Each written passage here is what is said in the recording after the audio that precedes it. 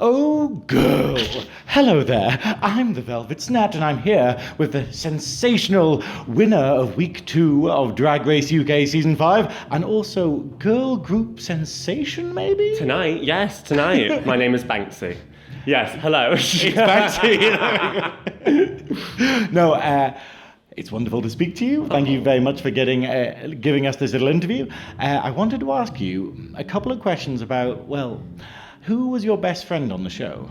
Well, I think it has to be Ginger Johnson because we were the only two who smoked. So we only knew what time of day it was when we went out for a fag and we saw the sun passing over the sky. Because usually when you're on Drag Race, you're held like a rat in a box. Yeah. So Ginger's probably my best mate because she bought my fag off me a couple of times.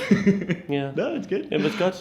And is there any members of the crew that you developed a little relationship with or anything? Well, RuPaul said to me in private once that I liked the crew more than I liked the girls, and that is probably actually completely true because I make sure on every single set or film set or production or whatever, I like the crew far more because they're the ones that like you. They're the one that make you look nice. Those are the editors. Yeah. So I made sure to speak to everyone in the crew and be like, ooh, I like you. What do you do for a living? What's your name? Ooh, Mark. Hi, Mark. How are you? Every morning, Mark, how are you doing? It was all that. Yeah. And in the end, I think the art design people who build all the sets and everything, they were the people who I really got close to on the show.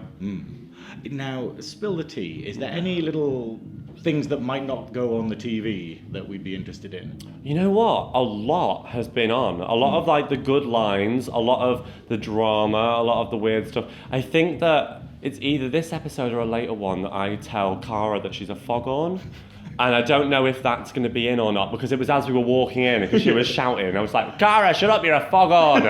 And because she's American, I don't think she knew what foghorn meant in a nice way. Yeah. You know, oh, you little foghorn, you keep chatting too much, you little bitch. But I think that's not going to be used because she actually probably gets a bit upset after that.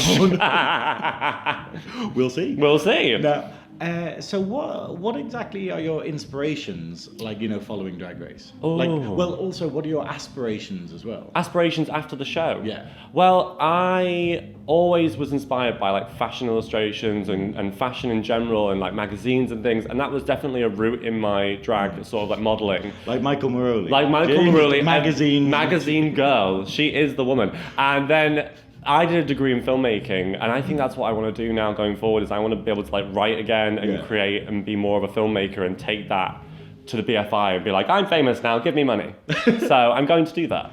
That sounds absolutely great. Yeah. Now, as a non-binary person, how do you feel it's represented in the media at the minute, and what are the next steps? Oh, I think Rishi Sunak is a rat-faced cunt. There's a whole song about it, so it must be true. Yeah, it must be true if someone's made music about it. Don't ick my yum. No, basically, I think that it's really disgusting and disgraceful that Rishi Sunak said what they said at the Conservative Party conference. I think especially for the... It was only to about 10 people. I know, no one showed up, but it was broadcast. That's the difference. And it's been jumped on by TikTok, and you know what happens with them lot. So, but as someone who is a queer person or a non-binary person and my partner is a trans woman, that's not the lived experience by trans people. We just want to be left alone most of the time and just live our lives, and this puts a massive wrench in the works. And he was kind of right in the way that he said, a man is a man, a woman is a woman. Yes, because a trans man is a man and a trans woman is a woman, and the people in between are just trying to get on, you know what I mean? Yeah. And to make more about it is shit. Why is it so fucking important? I know. You know what I think? I think he's a little bit attracted to all of us. I think he likes the dolls. I think maybe, I want them to sequester his search engine, his history on his search engine, his Google. We'd lose 90% of Parliament if we would. We really would. But it'd be funny. It would be hilarious. And finally, now... there's a bit of Is there a bit of rivalry between the Family Gorgeous, with Anaphylactic being on Dragula and you being on Drag Race? Well, you know what? It is the complete opposite. It's the fact that more Family Gorgeous are getting seen. Yeah. Because we have, in my opinion, I'm biased, but we have the most talented family in the drag circuit in the UK. The evidence is kind of pointing towards it. So. But the thing is because we are a general, generic family. We do have our fallouts, we do have our mess-ups, but that doesn't stop the fact fact that we have a deep-rooted love for each and every member. And if Drag Race keeps on with it, you know, we've got Licorice Black, Lil, Violet Blonde, Grace Honey Smith, Miss Blair, all these amazing other performers. We're all completely different from all of us. That could be on a future season, which is going to be so exciting to see. No, it is. It will be incredibly exciting. Thank you so much for speaking to me, Banksie. Thank you so much. Thanks. Thanks so much. Oh my God, we're besties now. We are the best friends. Oh, girl.